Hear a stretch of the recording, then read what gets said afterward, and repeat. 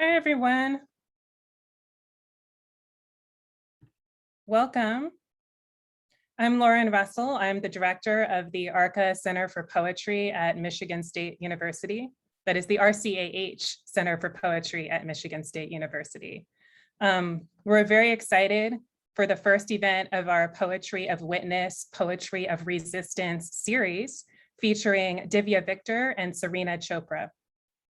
For information about future events, please subscribe to our newsletter or follow us on social media.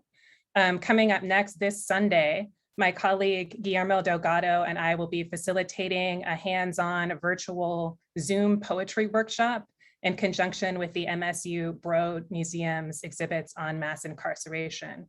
So for more information and to register, you can see the RCAH Center for Poetry website, and I think Lori's going to put the link in the events page. So thank you to Lori Hollinger, our awesome, stellar assistant director, for so much behind the scenes work to put this together, as well as our interns, especially Rachel Iyer and Ksenia Lukai, who are working behind the scenes now. And Rachel also did the poster design, and Celeste Rubino and Grace Carney, who also helped with promotions. So a few brief reminders, instructions. There's going to be a Q&A at the very end of the evening. So for that, please use the Q&A function in Zoom, if you're on Zoom. If you're watching on Facebook Live, you can put it in the comments, and one of our wonderful interns is going to convey it to us in the Zoom webinar. What else?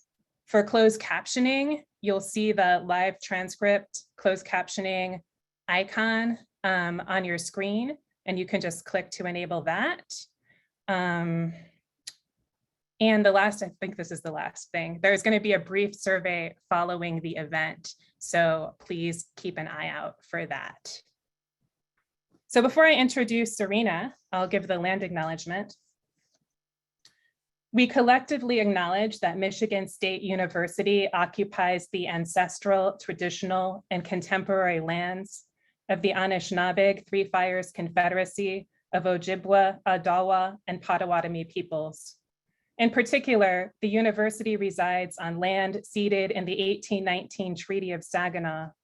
We recognize, support, and advocate for the sovereignty of Michigan's 12 federally recognized Indian nations, for historic Indigenous communities in Michigan, for Indigenous individuals and communities who live here now, and for those who are forcibly removed from their homelands. By offering this land acknowledgement, we affirm Indigenous sovereignty and will work to hold Michigan State University more accountable to the needs of American Indian and Indigenous peoples. And now I'll introduce At.Serena Chopra. At.Serena Chopra is a teacher, writer, dancer, filmmaker, and visual and performance artist. She has a PhD in creative writing from the University of Denver and is a MacDowell Fellow, a Kundiman Fellow, and a Fulbright Scholar in Bangalore, India.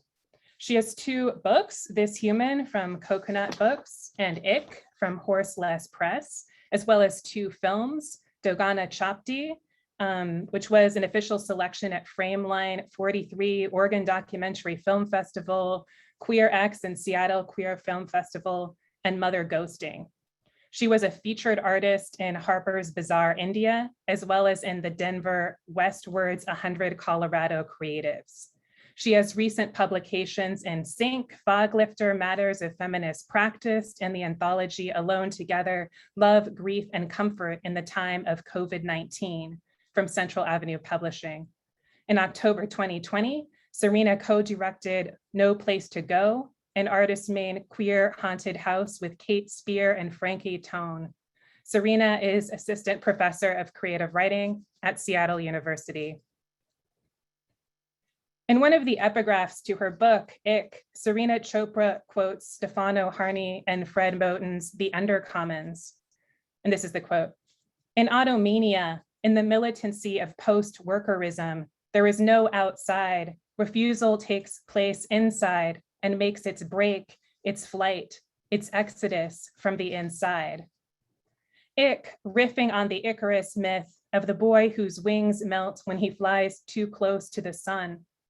Chopra repeats and severs language in a way that feels like a rupturing of the modernist writer Gertrude Stein's idea of a continuous present. Instead of beginning again and again and again to amass weight through circling as Stein does, Chopra's repetition of rupture pokes holes in the fabric of time and motion, flitting down and across space to suggest a flight from the very structures of language from within language, as when she writes in Ick. A string of birds exits the wind, oh pain, a string of birds exits the window pane, a string left too suspiciously in this rhythm, future anthem adheres to this trembling day. As a guest on the podcast, What the Folk, Real Talk and Real Tunes for Revolutionary Times last December, Chopra said, I think that being a visionary inside of the system necessitates that we have a relationship with our spiritual self and that our spiritual self be given expression, freedom of expression. All of her work as a poet, filmmaker, multidisciplinary artist shows how collapsing the walls between mediums and spaces and times can resist dominant systems by transforming them. Whether through an animation's ancestral flowering or a collage of queer Indian and Indian American women and non-binary people's stories and voices heard against a dazzling, ever-shifting imagescape, or the way she points out, hunger detached as the day swelling from its ligament of pointed hours, or what thin strangeness are words like hands in deep repetition. In the same podcast, Chopra says, I've begun to think of the poem or poetry not as a genre of literature, but as an experience, as a way of being. She goes on to say that a poem is supposed to help us access the poetic. By allowing the poetic to seep through many doors and windows and sunroofs and escape hatches, by queering all the forms and the boundaries between them, Chopra's work across genres and mediums invites us into poetry as a way of being, as only a visionary can. Even within the structures that bind us, she reconfigures the architecture, offers the possibility of flight. It's my great honor to welcome Serena Chopra.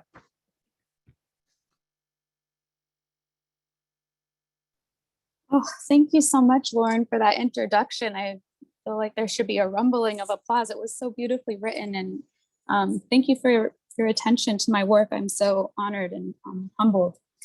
And I am also honored to be reading tonight with Divya, who is for me a literary companion, a sage, for me also a sister. And all of the work that I'm reading from tonight has been supported and emboldened by my relationship with Divya. So it's very special to be reading with her here tonight. I'm gonna open with talking a bit about the manuscript I'm gonna read from and show from tonight. And then I'll start off with a short film from the manuscript and then read from some of the poems. So the manuscript, Dayawati of Mercy, is a poetic memoir about my family's lineage with domestic violence. It begins in Patiala, Punjab, where my grandmother at the age of 14 was married to my grandfather and was, moved into her mother-in-law's and her husband's home, where she faced a lot of violence, really brutal stuff, beating with ropes, burning, starving. Her firstborn son was taken from her, and she tried to kill herself a number of times by drowning herself in rivers, which she would run to. And then the middle portion of the book examines my father witnessing these traumas on his mother, and also his own experience with being the victim of violence from his father, who was who had bipolar but was undiagnosed until way later in life. And then the third part of the book looks at my father's migration, immigration to the United States, and then his migration west to the American Great Plains.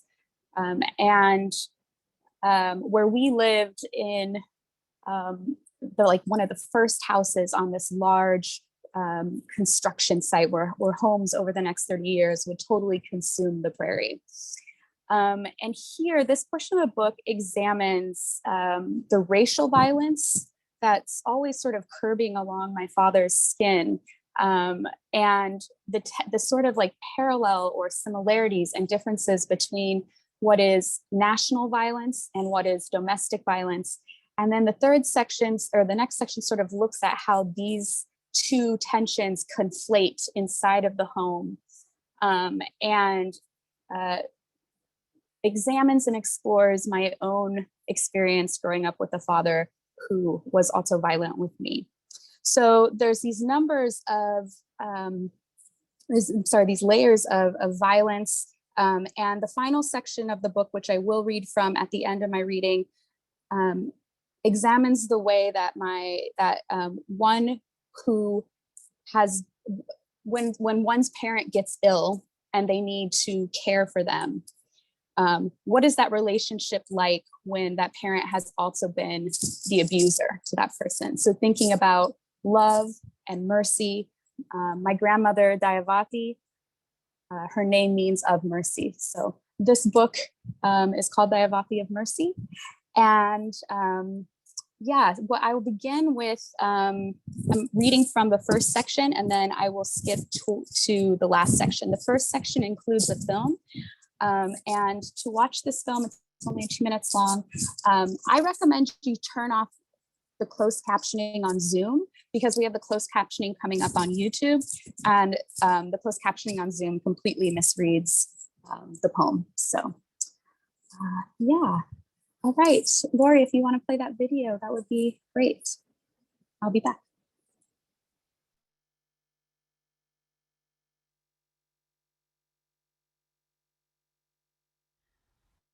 Dayawati, full of mercy.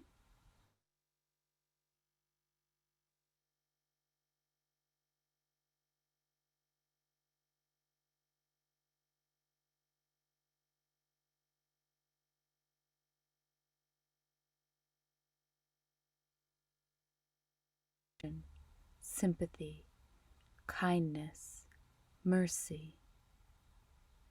Daya suffers, and empathy with, having pity on, kindness, breathless mercy, becomes herself. Daya, breathless, suffers, and empathy with, suffering, pity in the suffering of all others, breathless mercy, becomes herself. Daya observes alien pain and empathy with. Daya moves with affection toward the sufferer, to act mercifully becomes herself with kindness. Daya observes alien pain and empathy with. Daya observes alien pain, the sufferer, to act mercifully, addiction with kindness, and observes alien pain. Daya moves. Daya observes alien pain, the sufferer, wrote with affection, addiction, lactating, and observes alien pain. Daya moves. Daya the sufferer, observes begging, Daya with affection, addiction, to the lactating, to act mercifully, Daya to drown this suffering, with kindness, begging, forgiveness. Daya forging breath before giving, to the forgiving, to act breathlessly, to rather than causing others to die. Kindness, begging, one imbued with forging breath, Daya chooses herself to die, to rather than causing others to die.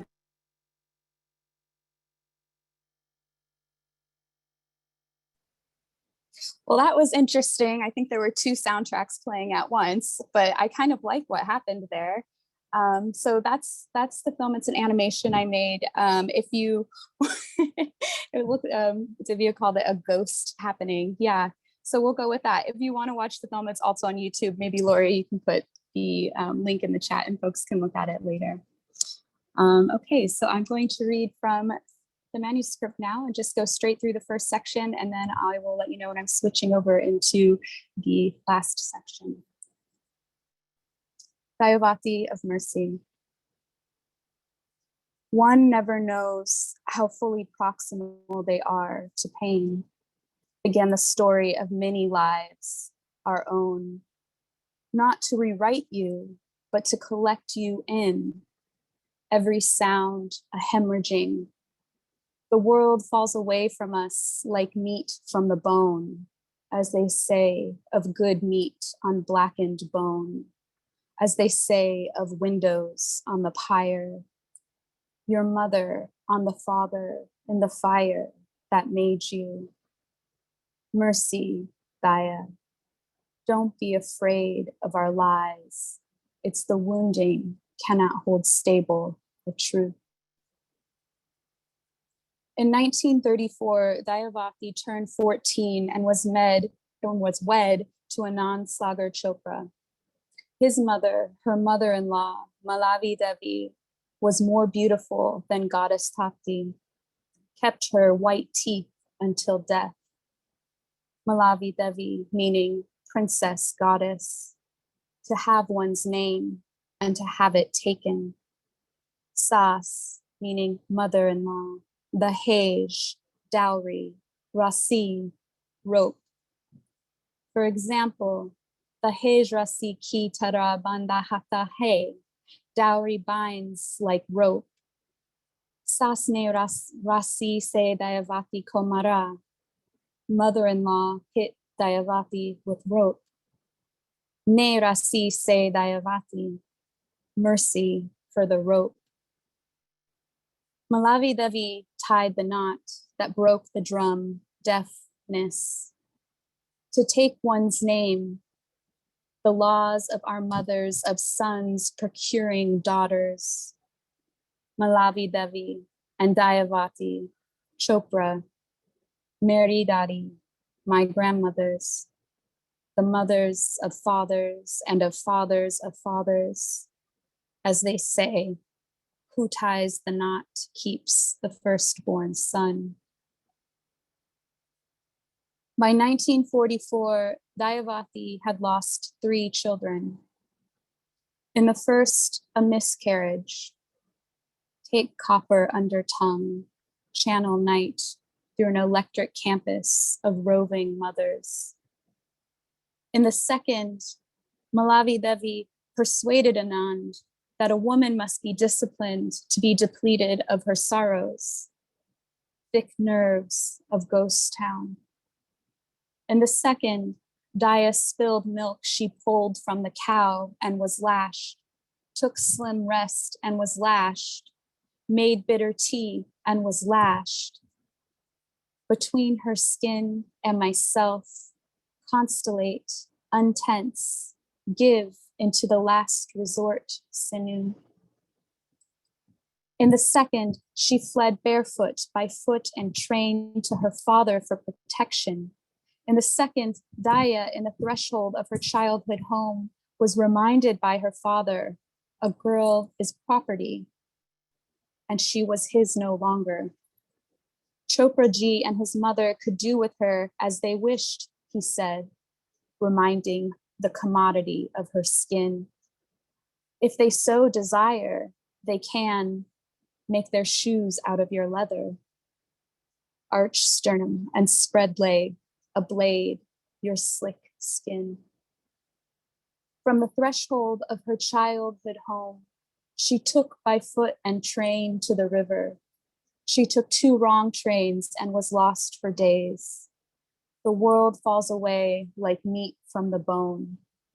In the second, witnesses reported her tattered, lactating, haunting the stations, shoeless as a beggar. In the second, she took by foot and train to the river. In the second, who pulled her from the river, jaw clenched, knotted throat, a stolen state of calm. In the second, Daya's breasts flooded with river, only fed the child desperate water. In the second, it was only a daughter, anyway, emaciated leather. Watch me in the mirror. In the third, it was relayed to Daya that Malavi Devi would be raising the child herself. Lightning, water is furious conjunction. In the third, it was confirmed best for the child to be taken from the mother directly after depletion of breast milk. That haggling between weather, sore structure, and collapse. It was spoken that there could be visits when the child grew older, lick the wound and enter. In the third, Daya dreamed of a bridge impossibly rivered, foul-mouthed blood, a whole world laid with shaved pearl. In the third, a great pain of purling water broke upon a pearled sun, tongue split and wandering, waking in laudanum delirium, howling for the pearled sun stolen from her still wet breast. The wound entering and entering. In the third, she refused to empty herself of the pain, her breasts of hardened pearl, her only threat could not match the rope. She pulled from herself as she pulled from the cow, pouring ghost, lag lines of an evaporated spill. What does mercy forge? The debts are locally known. Obedience consumes the nerves, alive with afterimage. Unearth what survives survival. The body ingrown with what conditions, castrations, one good ear needing the other's silence. The prairie hands me a love for time under vacancy, darkness caught in the seam between her lips. I dance the night into shifts of rivulets, wrinkled desert, wind, Daya, relay the ways nerve dries into bone, where disorder is something disappearing you from the inside. Slow black happiness, keenest fossil of her gesturing heat, her final thirst throttles my leaky expenses. Men come from for their mothers and go. I take a fistful of pomegranate to the mouth. The poem is a stage on which the wound swerves. Watch, the edge is on fire, and I burn only to survive it. Seduction after nocturnal prey. Flat, flat land, dust in our eyes, staring at the lust of the mountains, Western interrogation of our flatness, staring at the sun, staring at the black leaning at our windows. To make inside that blackness $1 million, a woman of cosmopolitan seduction, to whom I give my girlhood nickname and leave red kiss on the threat of night. And to myself, a stolen state of calm, the icy purple lips of too early crocus. I always begin with the moon in each spiral. I know that leaning here as I am in the lap of a lap dance, I withstand a lineage, suffer some sort of guilty comfort. Is it labor turns a girl into woman? Is it the thought of distant seasons? I first knew of broke women with yet another dead engine before I knew what it meant for her kept in perpetual dowry. Does this violence embarrass you? Excess is a shadow suffered. When what wins over the eye like velvet instigation, the cool night tripping over crickets, but we are still the immigrants who made it, quiet homes, fences. When coming home at 4 a.m. to a dead bird in the kitchen, blood like a snapped seam of sequins, feathers, and the cat already sleeping. Guilt, what nest have you made in my throat, feeding from the winter keep of my heart?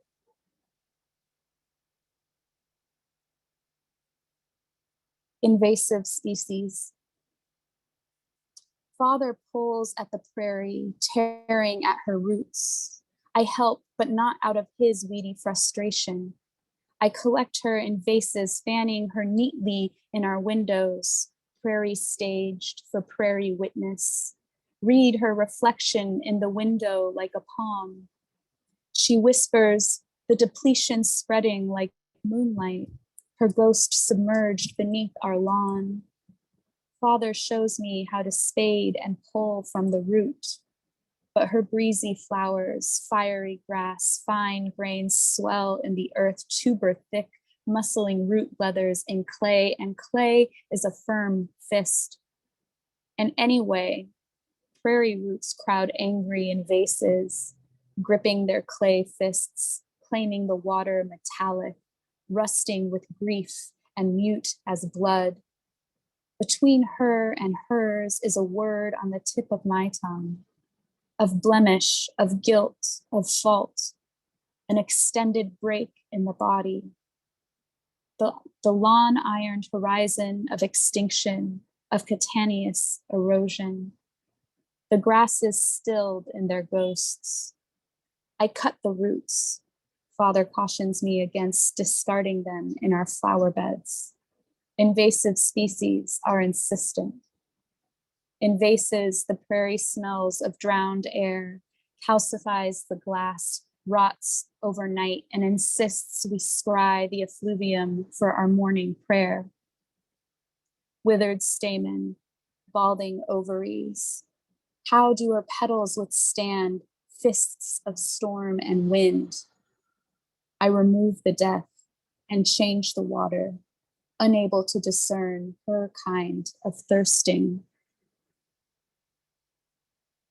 And this final piece I'm going to read is about my grandfather who was horribly fooled by a doctor and became bedridden. And my father had to go to India to retrieve him and bring him back to the States. He lived with us for 12 years where my father nurtured him through his sicknesses. And it parallels that story with the story of me nurturing my father after his, or caretaking for my father after his heart attack.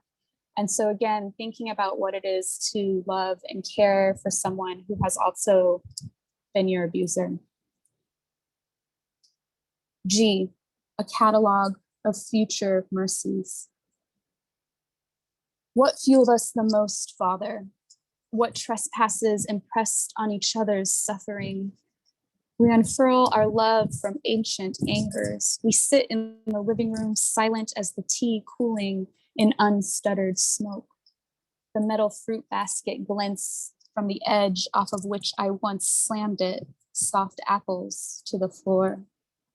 I understand why you love my sister best. Of anyone, I understand you best. G is a moniker of respect used as a suffix, as in Dadi G, beloved grandmother, or Pita G, honorable father. As a noun, G translates to heart, soul, wish, love in the subjunctive, in recognition of future mercies. Your father, Mary Dada Ji, my grandfather, lived alone in Delhi after Dadi Ji died. He was drinking and in pain. Nearly all the money had been gambled and spent, and he had scared the servants away. A doctor came to visit him. The diagnosis was dire.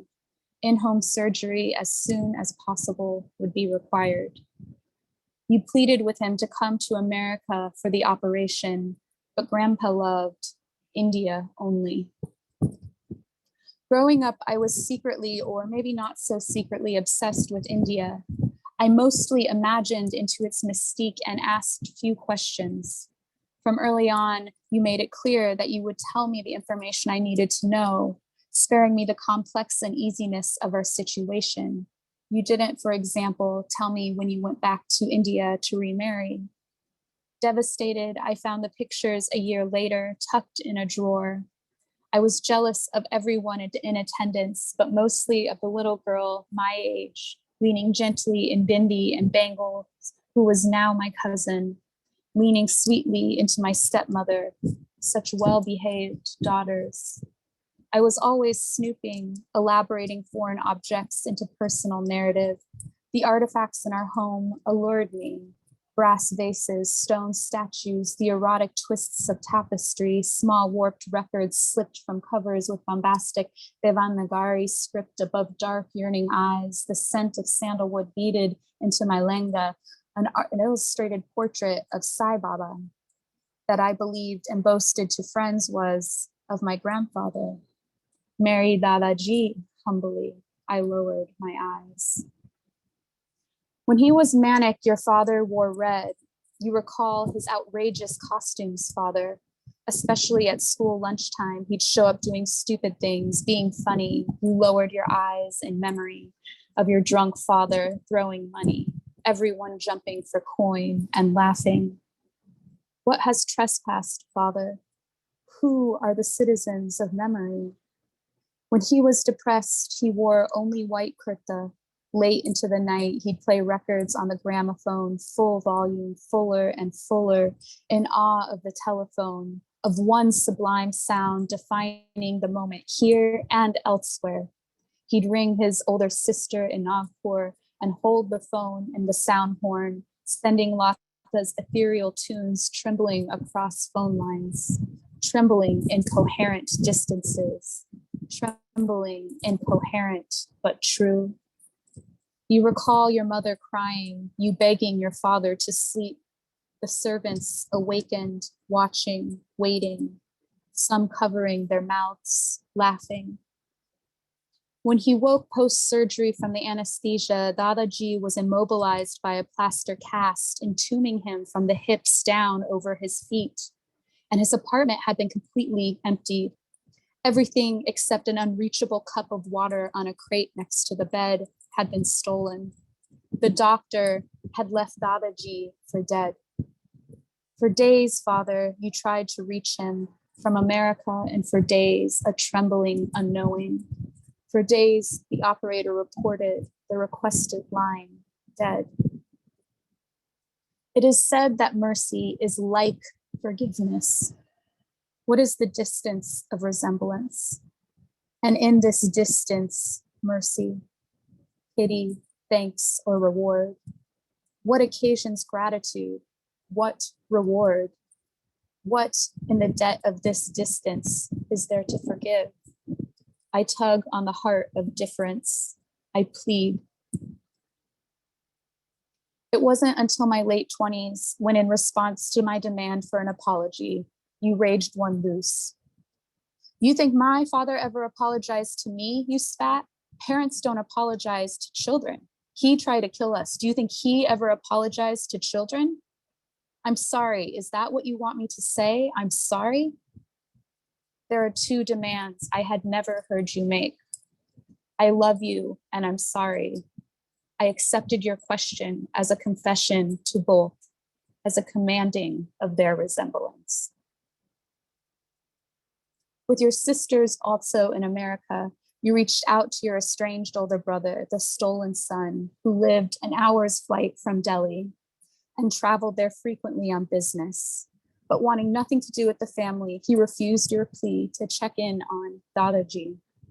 For days, no one came to Dadaji, lying in his bed, starving, dehydrated, pained in the apartment, swelling with the stench of damp, suffocating skin. I know well the soft couch of your palm. I have seen it many times lifted in pledged threat.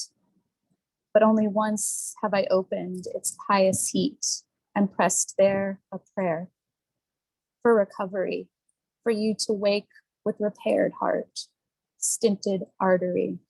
Oh, mercy, mercy, the trying blood of my father. What fueled us the most was shame, bits of failed construction, Is there a karma to rust? Honorable future heart, what is it to ration you mercies from the winter keep of one's heart, when already our souls wither on their debts? Finally, Father, you reached an old friend who sent his uncle in Delhi to Dadaji's apartment. The uncle found your father like death, his white kurta stained with urine leaking through the cast, not softening it. He phoned. The smell was like death. He suggested, take mercy on the resemblance. You tug on the heart of difference and leave for India on the next available flight. What in the debt of this distance to forgive? The trembling 30-hour journey to reach him before. The hours trembling with a decade earlier when you arrived, but your mother had already been given to the river. When you woke from your 4-day coma, you could only speak in Hindi. Common, the nurse explained, the brain fired up with its earliest memories.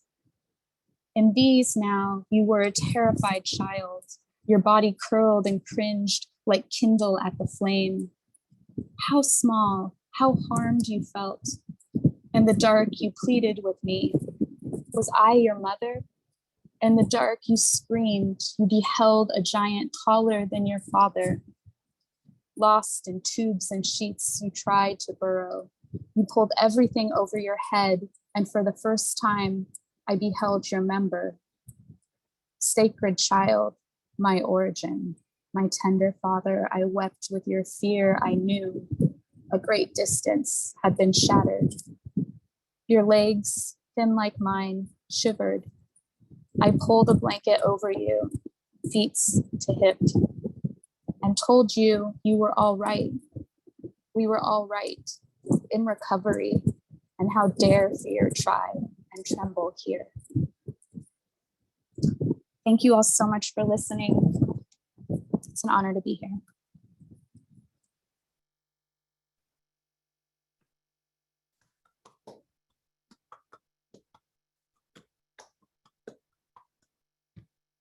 Thank you so much, Serena. That was a wonderful reading. And everybody, please keep the comments coming, keep the appreciation coming in the chat. It always feels really awkward that I'm usually the only person who can clap. So clap in the chat. I'm gonna introduce Divya Victor next.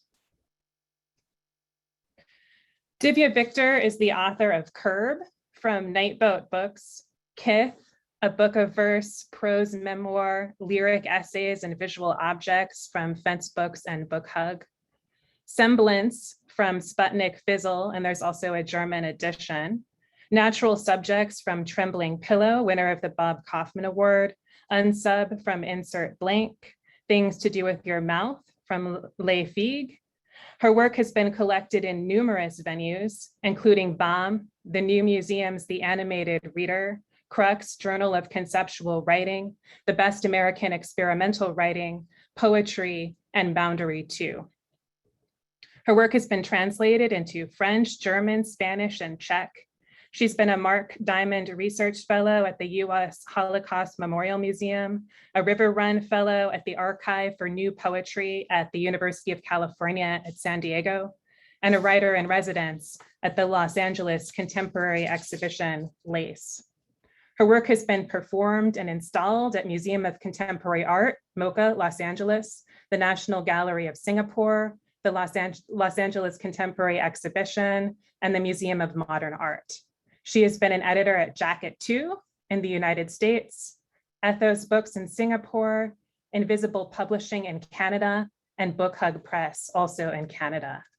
And she's currently Associate Professor of English here at Michigan State University. Divya Victor's work continuously interrogates, troubles, and complicates assumptions around the role of the poet and what poetry should do. In the face of violence, rupture, and grief, a poetry of resistance, her work argues, cannot simply apply a balm, revelation, or easy resolution. To just provide comfort in the face of systemic violence and trauma is ultimately to maintain the status quo. In a 2019 essay for the Poetry Foundation blog called Woman Wailing on the problem of representing trauma as a brown woman within the institution of poetry, she asks that when, as she puts it, poetry is the after-dinner mint offered after a trauma buffet, who heals from what and to what end? Who benefits from such healing? She goes on to interrogate her own position in such an economy. Am I, in becoming and remaining an American poet, a willful or willing hired mourner? When people are grateful for my mourning, my work of witnessing pain, what is the currency in which I am being paid for my services? She asks. For a brown woman immigrant poet to make poetry that is not easily consumable, that does not explain itself, that requires or even demands deep engagement from the reader is a radical act. It is also a way of reconfiguring relationships around poetry and one another, offering a poetics of engagement, accountability, and kithship. In her most recent book, Curb, Victor explores how people of South Asian descent navigate spaces in the United States, a negotiation frequently curbed by misrecognition, estrangement, and violence. She does this through a range of forms. One of the most haunting sections for me is Frequency, Alka's testimony dedicated to Serena Chopra, where instead of focusing on the content of a widow's testimony 3 days after her husband, Divya Sinha, was murdered by a carload of assailants, Victor lists the background sounds in the courtroom. Sequence 10 reads, Forte, the wobble or wah-wah of feedback above witness. Forte, a soft intake of breath or sniff to retain thin mucus. Forte, a slick smack form a thicker clutch of very thin sticks or a camera shutter. Forte, something slippery but light being gathered up like sheets of ice very close to witness. This focus on all the interference curbing Alka's testimony underscores the impossibility that any institutional proceedings can compensate for a stolen life, particularly given that institution's position within a system that devalues Black and Brown lives. At the same time, the enormity of Divya Sinha's absence speaks louder than all of these very loud noises. Refusing to be a hired brown mourner, Victor doesn't tell me any of this directly. Instead, she gives me the agency to enter the work of the poem and thereby take some of the mourning and the responsibility on myself. In a video feature on the MSU College of Arts and Letters news site published in June, Victor says of poetry, "It asks the reader to figure things out for themselves. That's what I respect about the form. It's that it refuses to explain, that it places the responsibility for understanding on the reader, which echoes for me the responsibility that people have when they encounter the stranger or when they encounter the immigrant. The responsibility is theirs to understand our place here. It's not ours to explain why we're here." In the wake of recent attacks on critical race theory for, in my opinion, causing discomfort to the already comfortable, Victor's insistence on a poetics of responsibility, of difficulty, of engagement, and not just consumption seems all the more urgent.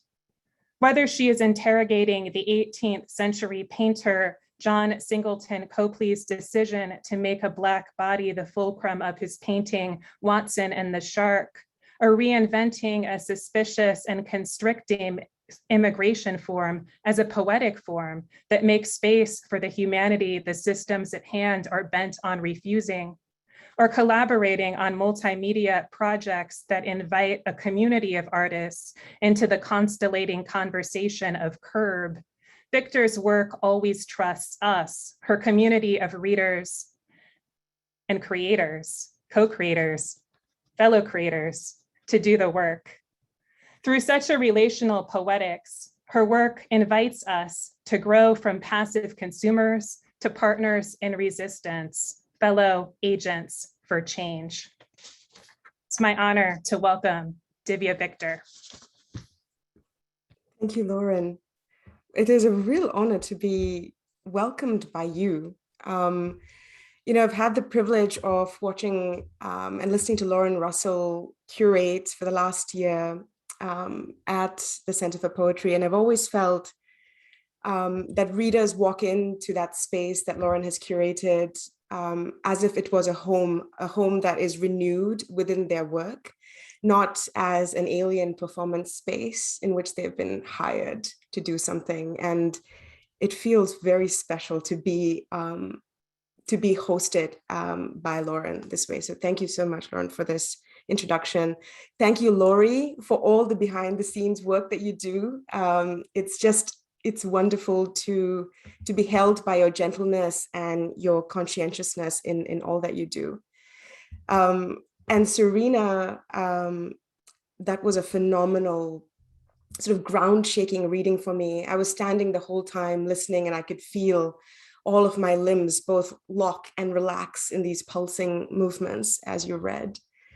It is a real honor to read with you today.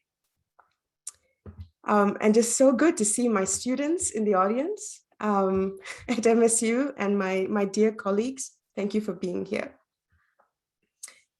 I'm going to read 4 poems from the book Curb, which Lauren introduced so beautifully. And one is going to be a longer serial poem. And I'll close my performance by sharing a collaboration that I've absolutely treasured these last few months. A collaboration with Vivek Vellanki, an artist and filmmaker, and also someone who received their PhD here at Michigan State. And this is technically the world premiere of that short film. So I'm really, I'm thrilled and excited about that portion. I want to begin by reading in symmetry to the land acknowledgement that was offered earlier as one way of expressing my position here in Michigan as an immigrant and a citizen of many nations across time who works here as a visitor on Potawatomi, Odawa, Ojibwe, Anishinaabe lands. This poem is settlement. Settlers over the land, over the sea, over the tile, over the stone floors, settlers, over the firs, over the pine wood planks of the house settled, the houses settled into the ground, the houses so buried, settling, pulling life like splinters from the toboggans and the caravans pulling cargo, settled out of suitcases, settled down, we settled in, and so settled we into our ways, and with those ways did we settle for this emptying of history, for this sternum rent in two, for this conscience as quiet as the snap of a wishbone sucked white.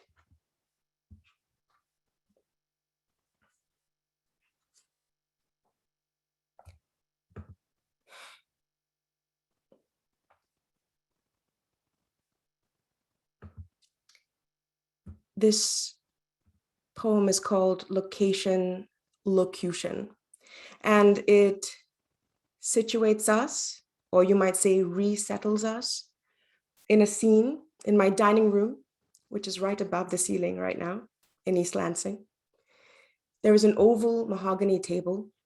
On one end of the table, my little toddler on a high chair, and on the other end of the table, my grandmother, octogenarian, white-haired, 4 feet tall, her great-grandmother. They are singing the ABCD song. We all know this. A, B, C, D, E, F, G. And this poem is interested particularly in the letter H. And the pronunciation of the letter H differs based on national class educational backgrounds. And the BBC's pronunciation unit suggests that our views on received pronunciation have shifted They've globalized. So while the so-called Queen's English and British dictionaries would have us say H as the standard pronunciation, H is also now considered a legitimate variant. So when I was listening to my grandmother sing this song and pronounce a variation on the H in the ABC song, I began to consider how intonation and the pronunciation of letters and syllables are a kind of inheritance, a kind of wealth or debt, an economy of the family or kithship that is held and expressed in the body, especially when we code switch or speak bilingually or move within the tectonic slippage between languages. Location, locution, locution, location, location, locution. She sings the letters to her great-granddaughter, strings them marigolds into garlands in the order of the alphabet. E, F, G, she tugs the H, taut and long, far from the breast, a letter the length of a coast, the width of a gull's call. She now carries the H like I will carry the gurney later, weightless hammer of feather. The letters swim with the orange petals around and around her. Child and crone, milk flesh home, mouthly and smelling of talc and gooseberry. When that song sills, will we bury her in the sky, cirrus flight folded into the pleats, riding the crest and trench of her sari's weave and weft? Will we be left with her H, a patch of ash, just voiceless and glottal, an open casket fricative, an open hatch? H, listen. I'm asking you for her tongue, wrapped in twill, flung to its thatched edge. I am asking for a body thrown so far it meets itself in the mouth. How do we bury her H? One glyph on either side, arm in arm, harm in harm. How will we use this twin-ruddered throat in an open boat home? H circles her T, water sunk by cream. A, B, C, D, E, F, G, H floats my grandmother's child body, breastless, buoying, ankles cuffed in silver, scales sequined on its heels so it can stay and stray and swim with her when she is restless, sugar hungry, when she is 80 and 220, heavy, human, cane in fist, knife in hand, in the kitchen thrumming H, H, H, the percussive hinder, the fescues of coriander, thunder, H, H, H, turns the lathe with each exhale, H, H, H, her belly wet with sink and soap, its damp equatorial girth curls my mother into her mother, hatchet to hammock, split and swung, H,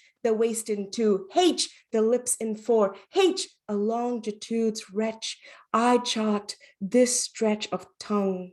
I listen for how her breath measures the distance, pulls skin apart to etch the gravity of gravidity. My daughter pouts yogurt out, plums the berry, sun-smitten, filmed in milk, wades her phonemic fen, hailing her elder with bib and mitt. But when this song sills, where shall we dig? Us grandmotherless fools, us rudderless, us letter poor with drum and dread, where shall we dig H, H, H for this shibboleth of breath.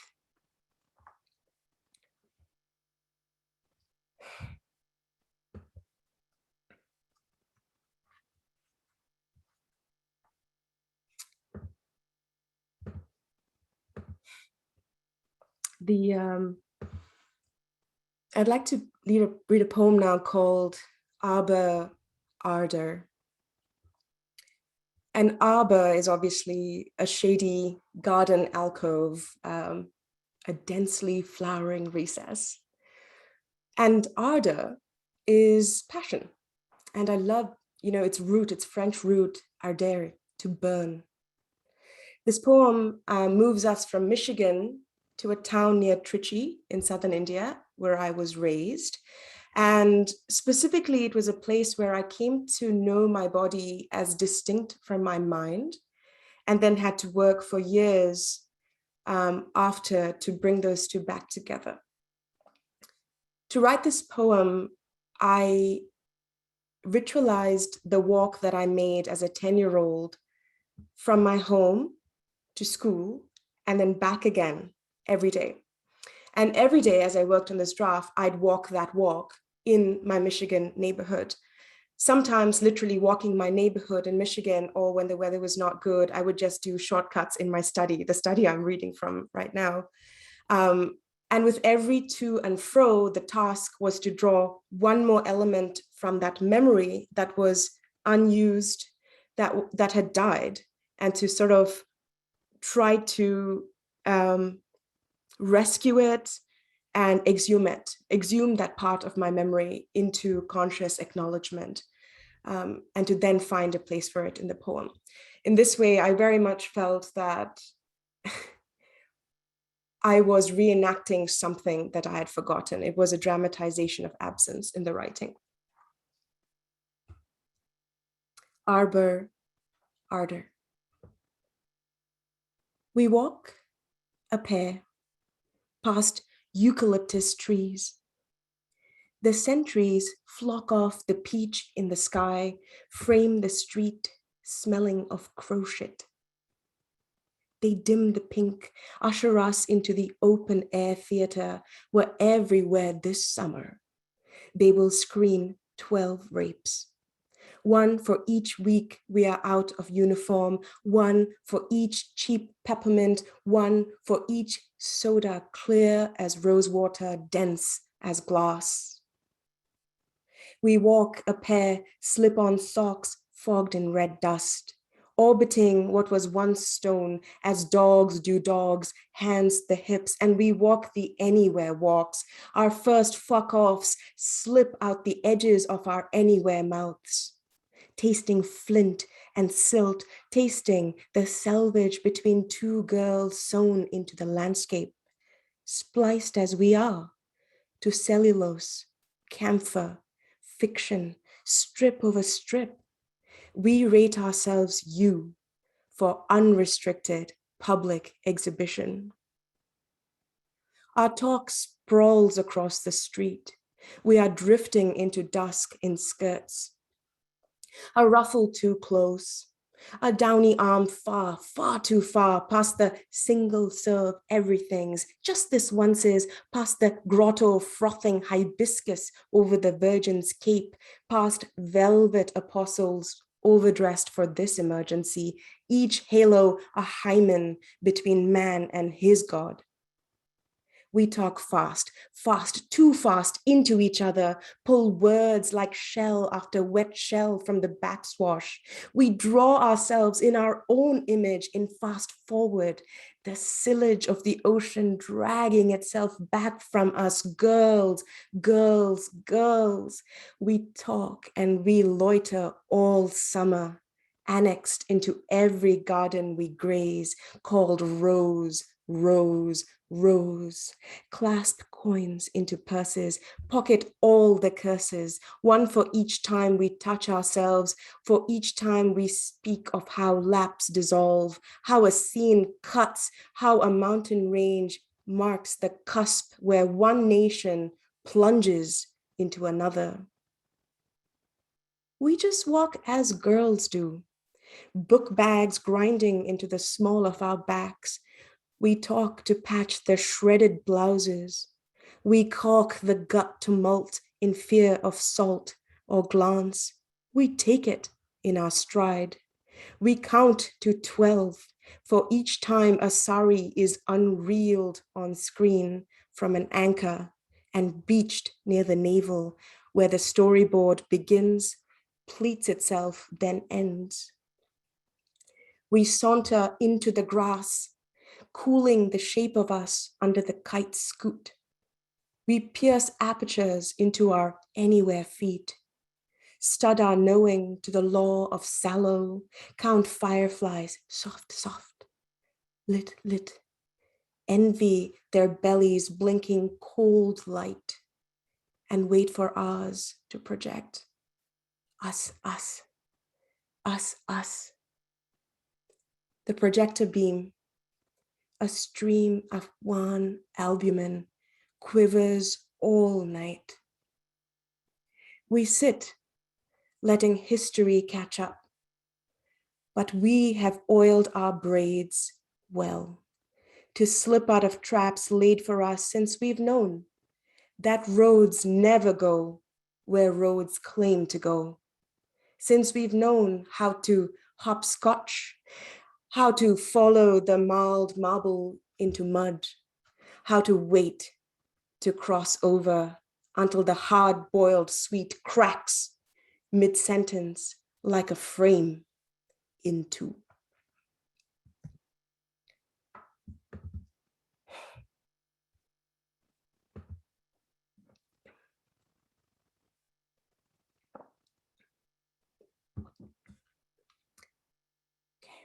So I'm going to read the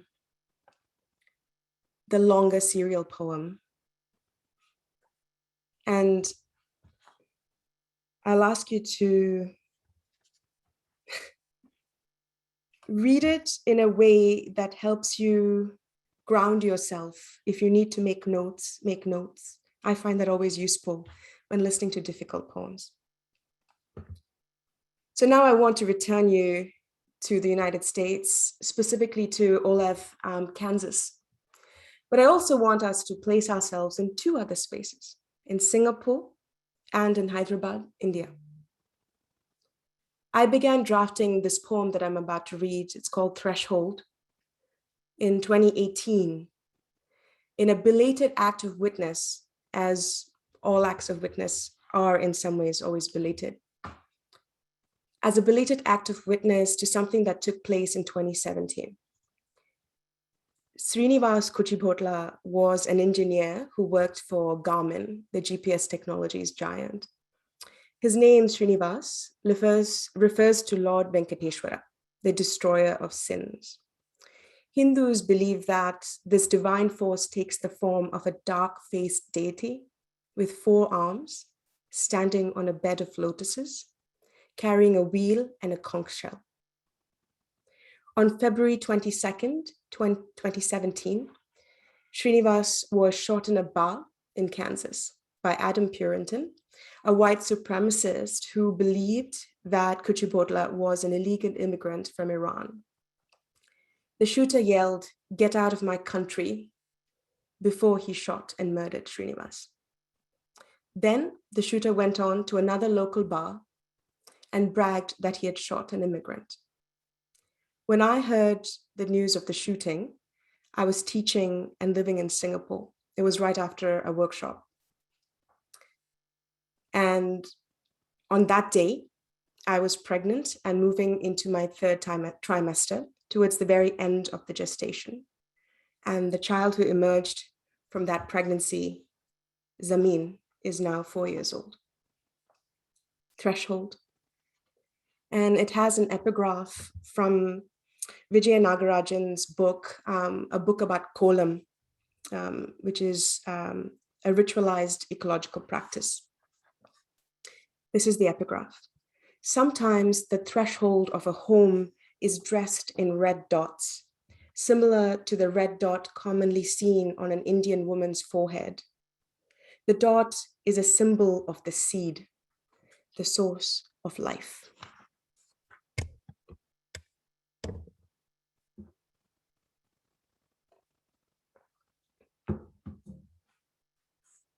One, I had been carrying her 6 months. Within me, she could open her eyes. She could tell dark apart from light. She could know when daylight filtered through the cathedral, a ray breaking the sticky pane, cranberry-stained glass womb. When I read the news of the shooting, this belly plumed into an asp. It distended upward, a balloon hollow but leaden, these lungs lifted here, this diaphragm fled, bore through a tent made of ligament and rope. The billows screeched in these ears pulled here, these legs apart, these toes went numb and cold. The ground beneath me collapsed, turned to dunes, and the sand quickened. Here, this belly carrying those pounds of flesh began to take flight. In seconds, it was in here, this mouth pressing against here, these teeth, a pear balloon, hot flush, with wet wings beating, with wet wings thrashing in these lungs, the breath, an ocean of blood. This skin here, a dam detonating, a pulse here pulling history towards these feet.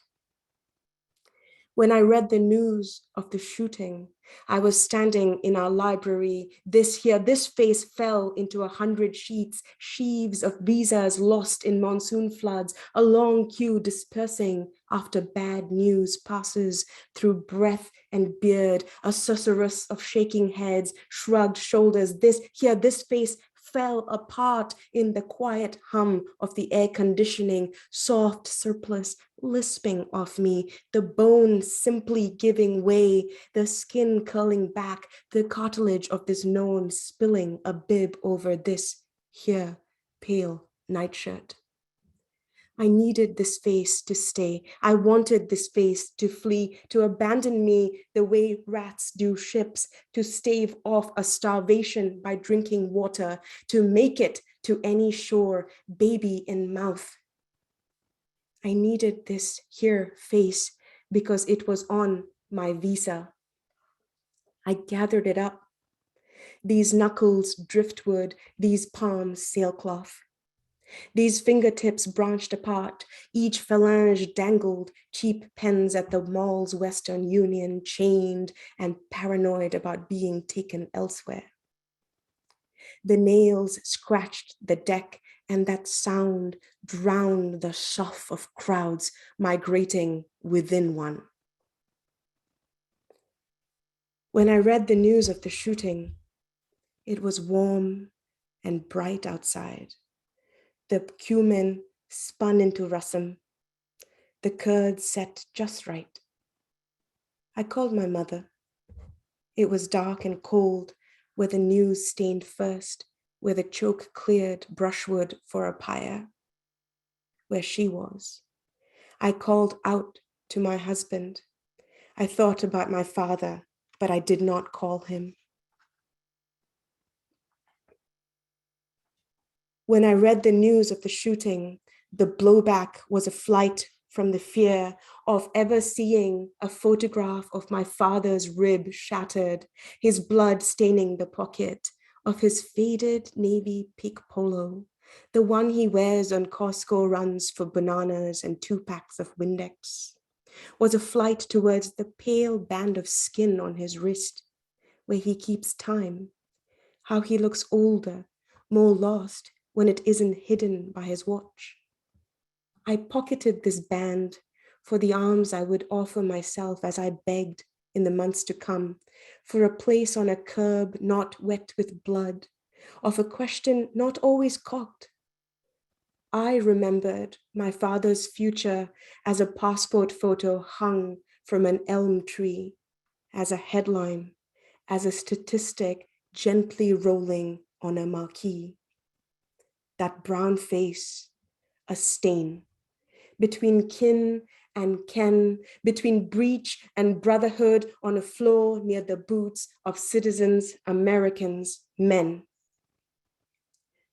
When I read the news of the shooting, these palms began speckling. Small white patches bloomed and turned to face me, curds splotchy with pale pink mulberries, stamped and dragged, red and unripe, between skin and muscle. This here body had crushed itself while reading the news. The she in me turned, faced herself. Cherry feet fluttered at a sweet sock bladder. A migrant heartbeat clattered like a clay pigeon. The middle of my sky was pressed pause. When I read the news of the shooting, these ears rang the phone lines of the dead, called for the knowing trill, the scatter of sugar, of a spoon circling a milk tea for one on the other side of the world. When I read the news of the shooting, the she in me was swollen and pressing, and I saw her dropping to kneel, her brown belly collapse to a city's curb, her skull crimson in the clouds, her sweet ear flung and clinging to a parapet, and at that cleft, for the first time, I saw her here as mine. And then, hearing cannons sung in double time, I knew being mine would clip her life. So I slipped this burning hand into a place where this body hammers at its heart, and I singed its edges. And with shame, I scorched a hole into the photograph of an ancestor, blotted her dark eyes out to whiteness, charred her skin to a pale ash, turned her folded hands into smoke, and I looked within this here belly for those eyes that could tell dark apart from light, and I wished out loud so she could survive. Live, I said, in any skin, live. Thank you for listening to that. In an interview with the New York Times, Sunanyana Dumala, Srinivas Kuchibhotla's widow, said, "My story needs to be spread. Srinu's story needs to be known. We have to do something to reduce the hate crimes. Even if we can save one other person, I think it would give peace to Srinu and give me the satisfaction that this sacrifice did not go in vain." So I want to close my time here by sharing a video. It's about 2 minutes long, made by Vivek Vellanki in collaboration with me. It's a response to a work in Curb called Curb 4. And the poem documents an event that took place in 2012, also a hate crime. On December 27, 2012, Sunando Sen was waiting to take the subway in Queens, New York. It was a regular day. It was a regular commute. Sunando Sen was a print shop owner and an immigrant who had lived in the United States for 16 years at the time. And while he was waiting, he was pushed off the subway platform and onto the tracks of an oncoming 11-car number 7 train by Erica Menendez. And this film, which has also been edited by Tayla Blewit Gray, has been directed and filmed by Vivek. And the score makes use of a sound assemblage by the musician and composer Carolyn Chen. And Carolyn's sound, you'll hear, is built like a grid of repetitions to audially echo the poem's layout on the page. And between my utterances, you'll hear a roaring, wailing subway backed by shifting shapes of pink noise, which threatened to obliterate my voice. And as Carolyn describes it, the arrival of the train is elongated in the manner of ever encircling sonic barber's pole. That's how she describes it.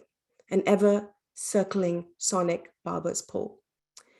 And Vivek describes the video as a visual response and homage to this poem and to the life of Sunanda Sen.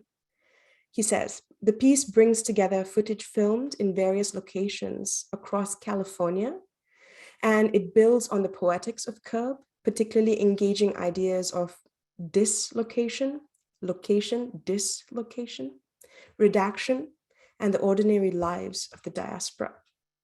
And Vivek points out that the fish that you will see are called grunion and are found mostly in California and Baja California. And he suggests that the ritual of mating, the grunion mating, seems to have a strange resonance with diasporic life. The grunion have to leave their home, the water, to be able to sustain and continue the cycle of life. But it's so strange, he said to me, that this journey itself is made perilous by migrant humans who occupy that land for such a brief moment. And you'll see that in the video. So thank you so much for listening. And Laurie, may I ask you to play the video, please?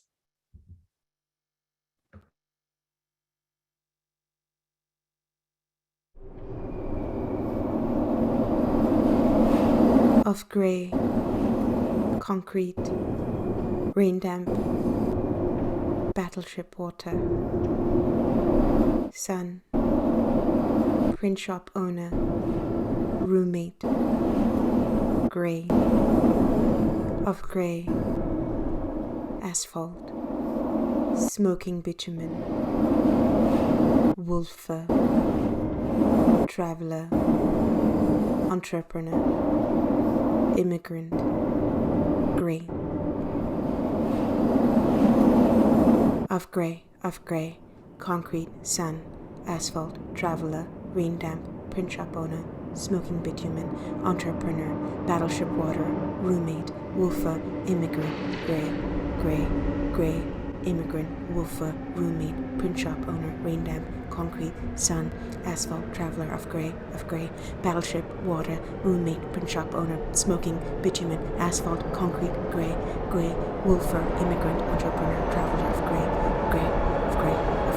concrete, sun, asphalt, traveler, of gray, rain damp, battleship water, print shop owner, smoking bitumen, entrepreneur, of gray, roommate, woofer, immigrant, smoking bitumen, entrepreneur, asphalt, of gray, concrete,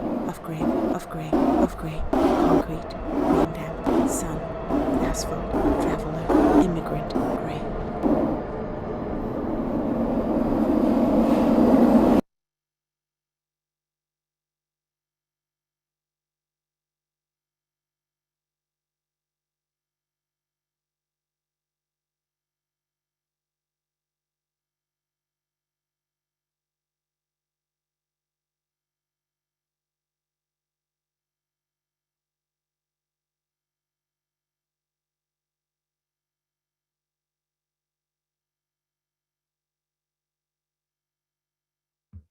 Thank you, Laurie. And thank you, everybody, for watching that film by Vivek Vellanki. And thank you for listening to me.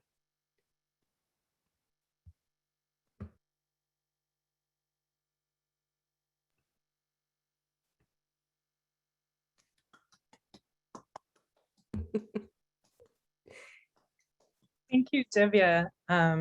Those were two such incredible readings, performances from both you, Divya, and Serena. I feel like everybody just needs a moment to express all their appreciation in the chat, which is coming in. Thanks so much for having us together. This is the first time just Serena and I are reading together. Is it really? Yes, we met in these human forms. We met only in 2018, though I have a feeling we might have met elsewhere in different lives. And this is our first just duo reading together. Yeah. Thank you both so much. I'll ask, so we'll open it up for questions from the audience. very shortly. So you can start putting questions in the Q&A, click on the Q&A icon and type in questions, or on Facebook, you can just put them in the comments. But I'll just start with one question. Since we ended on a collaboration, I wondered if you both wanted to talk about your process of collaboration. Serena, do you want to start? Do you want me to start? Why don't you start, because we just looked at Okay. collaboration. Yeah, Vivek is actually here, I think, listening in as well. So this is a collaboration with so many people. It was built from the ground up, of course, with, first we start with my collaboration with all the sort of invisible collaboration that poets do with the other documentarians of our lives, the journalists, the archivists, the librarians, who do the work so that we can then build a documentary poem from that up. So, like Curb 4 is built up of most news reportage from like Washington Post and New York Times. And then the musician and composer Carolyn Chen came in and sort of offered this sound assemblage of various noise frequencies that come in to kind of overlay and obliterate my voice in sequences. And then Vivek filmed, brought in footage to converse with Carolyn's piece. So there are these kinds of various degrees of remove between us, as we work on in these other mediums, other disciplines, but each of these removes brings us closer and closer and closer to what is at the heart of this poem, which I think is the utter unbearable astonishment of that death, which is a thing that as artists, we find impossible to talk about. Sunanda Sen's death was so sudden. It must have been so sudden. And to document that death means you have to put aside the suddenness and document everything that's outside of it, represent everything that's around the immediacy of that death. So when I see this this film, that is what I'm brought back to, is how much I had to put aside in order to compose the poem, and it makes me confront it in a way that I couldn't confront when I was composing the poem itself. Yeah. Yeah, really wonderful articulation of that, Divya. And I love how you pointed to sort of the diversity of what collaboration means, what it can be. Yeah, because certainly as an interdisciplinary artist, I collaborate a lot, but my first impulse when Lauren asked the question was like, well, my project's not really a collaboration, but then, it's totally a collaboration. My sister spent years archiving our family photographs, not knowing that I was ever going to work on this project, but just doing it because she wanted them digitalized. So that work that she did really drew me into this project. It was a kind of momentum in some ways, seeing photographs of my grandmother. And then, though I'm writing this project alone, I do feel that I'm always in collaboration with this very haunting and violent past my family has, that obviously is not all necessarily in my body, but that I have to use my body to read those other, archives of pain. And so for me also, there's a kind of divinatory layering that I'm collaborating with in this project. And then thinking also about form and multimedia stuff, the work with film, collaborating with technology. I taught myself how to use all the Adobe things.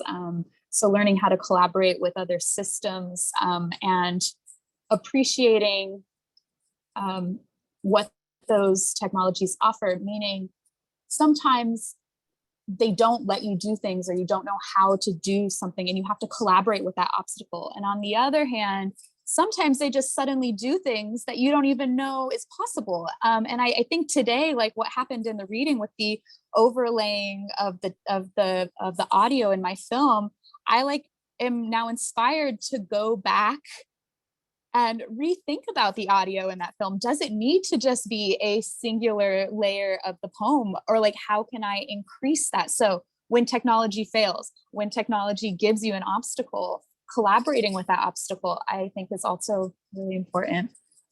Yeah, that was a phenomenal moment. For Yeah. those who haven't heard or watched Serena's video as it's originally intended, right? What happened this time was that the voice created a kind of distended chorus over time. And it became, rather than a singular monologue, right? It became a chorus, or it starts as a duet and then it becomes a chorus over time, right? Because of that, the way temporality relates to that layering. And I kept thinking, like, this is a kind of spirit writing, right? This interference that, Lauren, to use your word, the interference curbing testimony you were talking about with my poem Frequency, but I felt like in the technological glitch, we had interference that was aiding testimony rather than curbing it. Right. So when we think about collaboration, I'm very interested in what is agential collaboration and also non-agential, or collaboration that helps us imagine an agent that is beyond the liberal individual. That reminds, I'm interjecting. That reminds me of Norbesti Philip, what she says about there's part of Zong. For those who don't know it, which was using a legal document related to the Zong massacre, where I forget the exact number, some hundreds of Africans were thrown overboard for insurance money, and of the slave ship Zong. And she said there was a part of the text where there's this sort of ghost text beneath the text that was due to an error on her printer. And so when you say that, it's just reminding me of that. Yeah, and the error, the printer error, she also talks about it being related to the desire to cannibalize the text and to allow technology to be an aid to that, right? To metabolizing the literature of trauma. I feel like we should take an audience question because we're... Yeah, okay. So this is from Nicholas Joseph. For you personally, what is the most difficult thing about writing poetry? How long do we have?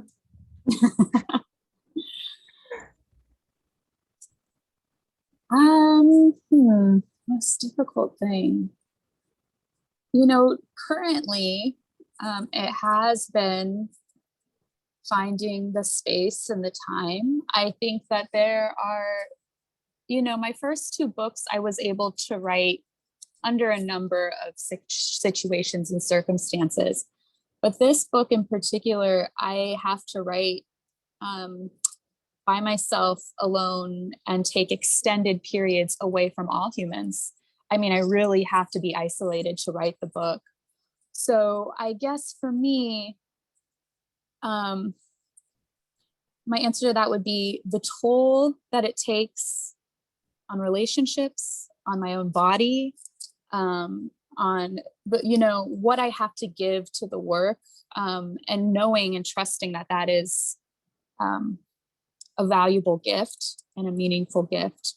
But sometimes it feels very difficult to want to give that, especially when we're inside these institutions that demand we respond in certain temporal and or presencing structures. Yeah. And then when you know that being present and adhering to a certain temporality is actually antithetical to the production of a text that requires the temporality of resistance and healing. And so for me, I think that would be the most difficult. Yeah, that really resonates with me, especially since, both Serena and I are working on materials that take a great deal of toll on our bodies, as Serena, you just said. right now, and also when writing a lot of Curb, the hardest thing to get over is the shame complex, the shame that comes with being raised as an Indian child and an immigrant and a femme and sort of a woman who's been socialized in such a way that I've been told repeatedly not to make a scene. Do not draw attention to yourself. Do not talk about yourself for too long. It is immodest. It is improper. You are going to draw shame to your family. And while I was lucky to be raised in an immediate nuclear family that allowed me my atheism, that allowed me my feminism and became feminist with me, even though that was the case, the social messaging on my body was really one that constantly made me confuse speaking up as a form of unhealthy narcissism. And so to be able to distinguish between what is worth saying and what is just taking up other people's time without purpose was very difficult. And you bring to that the ethical problem about writing about other people's lives. And then you have a big, the constant dilemmas that can only be solved in form and through research and trusting a kind of diligence and rigor. I think that's what I had to do. I had to just come back to this, like, this is my training, this is my purpose, these are the people I'm writing for. And that's why I read Sunanyana Dumala's request that more people should know about Srinivas Kuchibutla's story. That is where I anchored my resistance to my own shame in talking about what devastated me.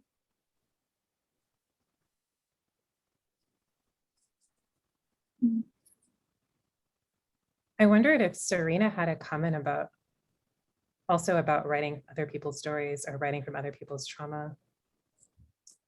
Oh, yeah, of course. I mean, yeah, this book is really strange in that sense because it's the first book that I'm writing that's not directly that is not solely only my own trauma experience. And so, yeah, there's a lot of questions around that. What does it, what are the ethics of that? What is, how much of that is possible? How much of it is impossible? And I think a lot of what working through now with that question is, trying to understand my own limits in that, right? Like I can only understand as far as my body will allow me and my experiences will allow me. But I also know some facts, and so I'm doing a lot of negotiating between when am I speaking from my trauma experience and letting that trauma experience take over what might have been my grandmother's trauma experience, and when am I using my trauma experience to inform that narrative in a productive way. So for me, it's been a lot of balancing of that, because I also have like this bizarre problem with like just writing a linear narrative. I like just cannot give straightforward exposition ever. It always has to be like this flowery thing. And sometimes I just need to pull back and let the narrative stand without interjecting my own body at every moment. Yeah, and not in a way that's feeling sort of shamed for sharing, because I also really resonate with what Divya was speaking about with shame. And it's taken me a long time to legitimize my voice in writing and in being an artist. I think that there's a lot of layers to that, being the daughter of immigrants, being a person of color, being a woman, being queer, and like always wanting to speak up, but always feeling like maybe you're not saying the right thing or you're taking up too much space, right? And so when we think about that at the level of the poem, it is also a fine balance I'm thinking about now between not feeling too shamed for speaking up inside of the poem in some ways, but also not overwriting the story with one's own. Yeah. Mm-hmm. There are now a bunch of audience questions. Two of them are sort of connected, so I'm going to read those two together. So one is from Joshua Lamb. I would love to hear Divya and Serena talk about the role of healing or perhaps care in these poetries that deal with archives of pain. Do you want your work to do that for yourselves or your readers, or is that something you resist by making wounds legible, keeping them open so they can be grieved? And the related, I think, question from Addison Walton, how do you take your mind, body, and spirit when writing poetry about trauma, personal trauma, communal trauma, generational trauma, et cetera? It's a very important set of questions. I think Serena and I could probably curate a panel on this if anyone's interested. I like that there is an or between healing and care. And also that there is a kind of nice, robust boundary between the self and the other in the way these questions have been shaped. Because, you know, writing that heals the self is not obligated to heal others. And as, you know, as an Indian artist, as someone who identifies as Tamil and South Asian, I participate in a long history of traditions and practices of service provision, either through entertainment or the mystical arts or a variety of occult kind of fabrications into US American culture.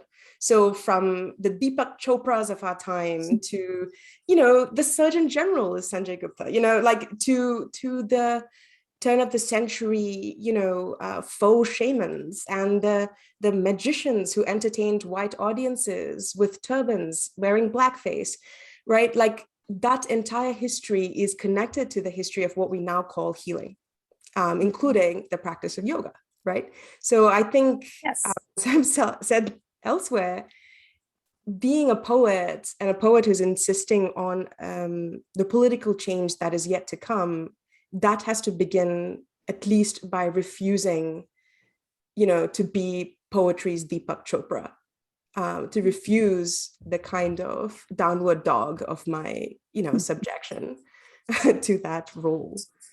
And I think that's exactly what my own self-care isn't the refusal. Yeah, Serena.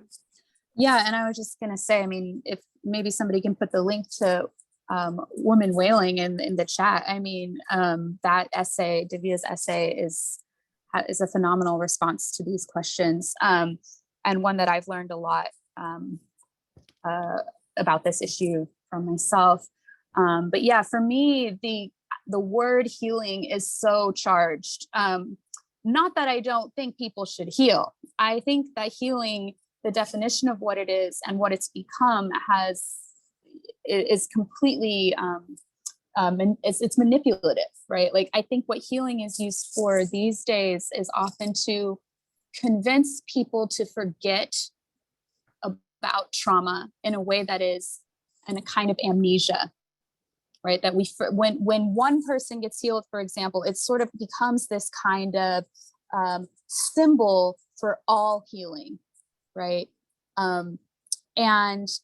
When that sort of healed victim appears on the scene, there is an amnesia around the fact that these issues are still happening, right? And so that the figure, this exceptional figure of healing, is you know, a lie, I think, in a lot of ways. And what I really want to sort of refocus healing towards is thinking about healing as a sensuality, as a sensual relationship, as a kind of erotics, as a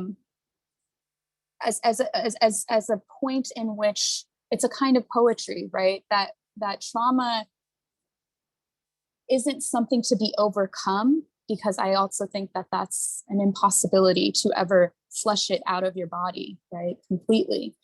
That it's not something to be overcome as much as it's something to be in a sensual poetic relationship with, right? To constant, in the, you know, thinking about Audre Lorde's uses of the erotics here, and Divya's essay also Sila Sederström's essay or book, Ideal Suggestions. I think there's so much in there as well.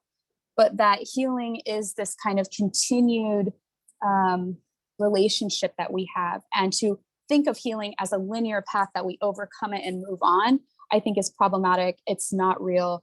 And it also causes a kind of amnesia, especially to things, like hate crimes, like everything that Divya's book continues to wail about, right? Continues to put out sound about this into the world. And so healing, that silences that wailing is a rejection of the continued circumstance. Yeah, I think that answers the original question from Joshua, but I'm not quite sure. I think so. I was trying to find a link to the Audre Lorde essay as well, but I cannot. It's out there. You can Google it. But I did put the link to Divya's essay in there. For some reason, my Q&A box froze. I know, there it is. I knew there were more questions in there. This is from Deborah Dickinson. How do you approach representing resistance and disruption formatically?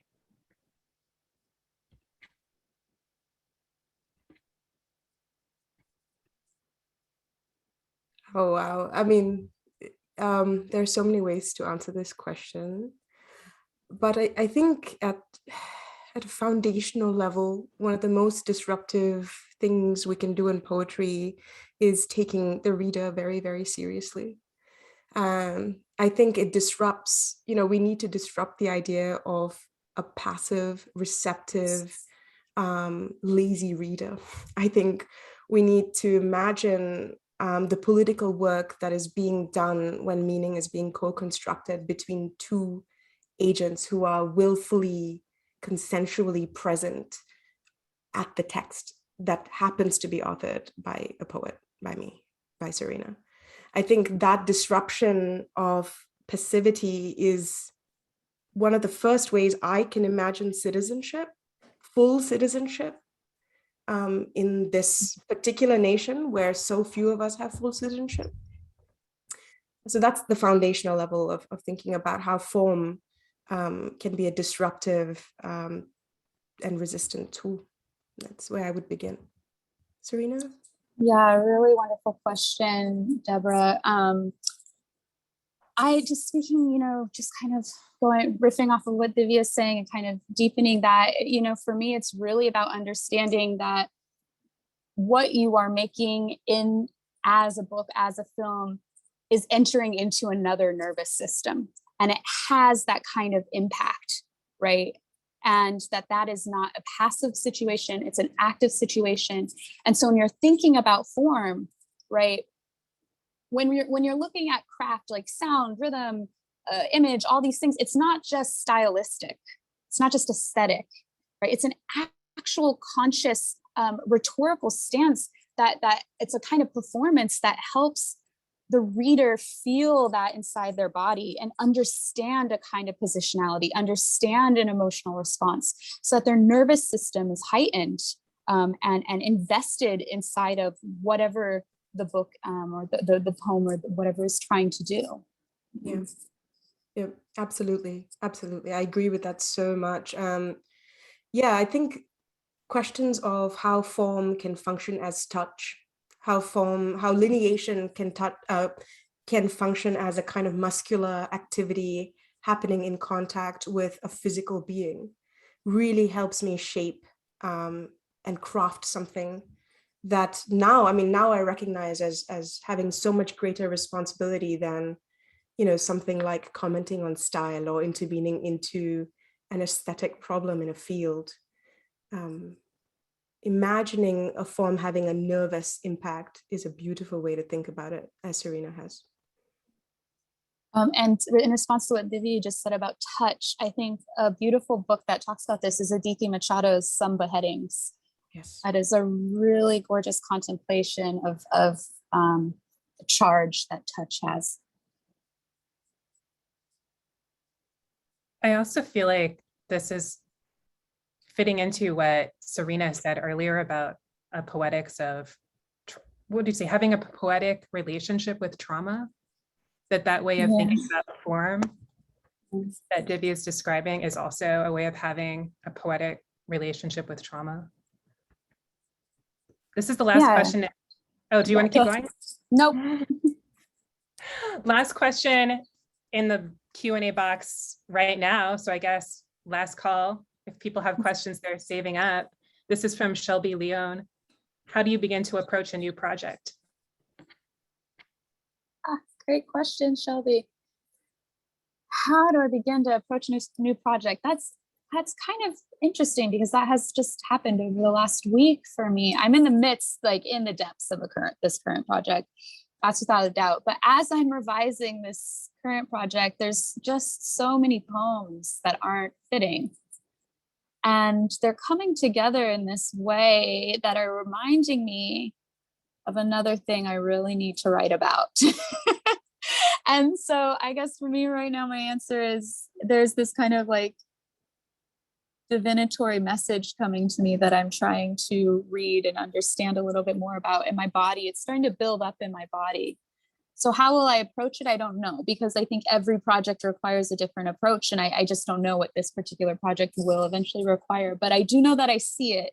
And so I guess my answer to your question would be, when you see it and when it continues to appear and when it starts to be on your mind and in your body, then you know that you should kind of follow that momentum until it's just pulling at you all the way. Yeah.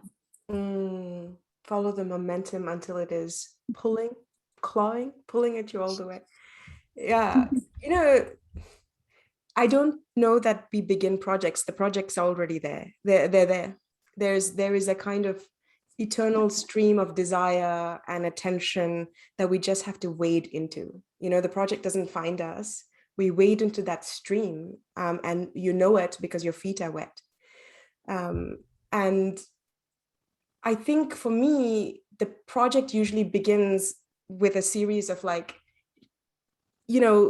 brief monologues that will flitter in, like, you probably shouldn't write about this. You really don't have what it takes to write about this. It's not the right time to write about it. So the project begins with starting to document and write down self-doubt and all the reasons why I'm saying I can't do it and why I shouldn't do it. And then writing responses to that self-doubt. That's how Curb began. I just started answering my doubt. And that is the earliest iteration. I think it's like the bone of the poem is answering self-doubt. That's a cellular early pre-poem. Yeah, and then comes research, and then comes the writing. But at first, you just have to know that there is a voice telling you you should do it or not do it. Yeah. I love that approach. I might actually do that as an exercise, Divya. Mm-hmm. And Lauren, I write emails all the time to myself when I'm feeling ashamed about what I'm already mourning the book that I won't write, and it's very strange. It's just so much negation is part of the experience for artists, certainly artists who have been socialized the way I have. And so I just write emails to myself saying, opposite of my fear is actually an essay on XYZ. Opposite of this doubt is actually a set of verses that does this. And you write the opposite book. Yeah. So this also answers the previous question, I think from Deborah, how does resistance take form? It's by refusing to be shamed by your internalized racism and misogyny. That's where it begins, right? There's a new last question, which is the counterpoint to the previous last question. At what point do you know a work is finished? And this is from Nicholas Joseph. It's never done, but I think that there's a moment, for me at least, when I'm I've finished speaking with this project right now. It has left my body. there's no more I can say right now about it. And then, you know, what do you send it out to publishers to do that? Maybe you sit on it, maybe it doesn't go anywhere for years, maybe you return to it.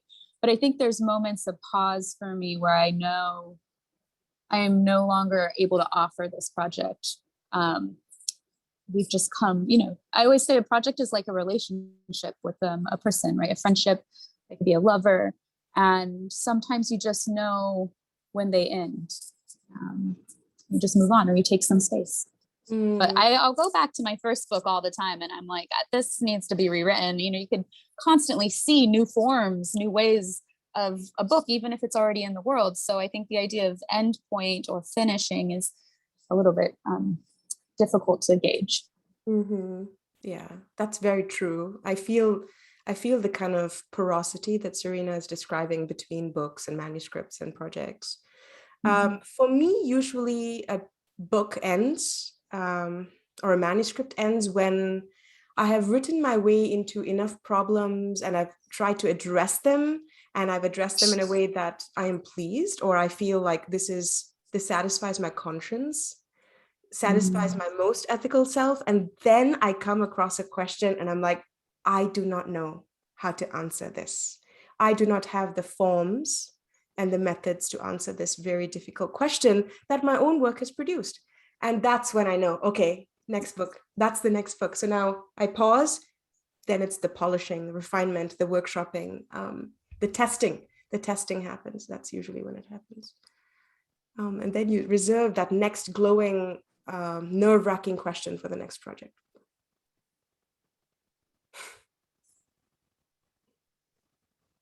There are no more questions.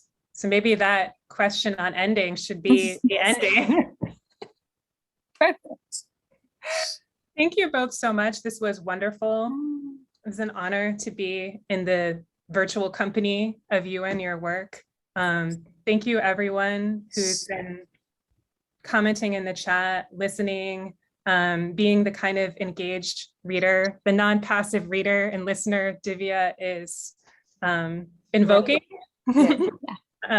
Thank you all, and hope to see you at future RCAH Center for Poetry events, Residential College in the Arts of Humanities Center for Poetry events. Yeah. Thank you, Lauren. Thank you, Lauren. Thank you, Laurie. Thank you, Divya. Thank you, everyone, for coming. Thanks you all. Look out for the survey. Oh, everyone's being so loving in the audience. Thank you very much. Oh, yeah. I feel like we have to stay on for a second for the. Oh my gosh. Oh, so sweet. We were all going out to eat a giant meal and hug each other. I know. In the future, we will. Oh, one day soon. One day.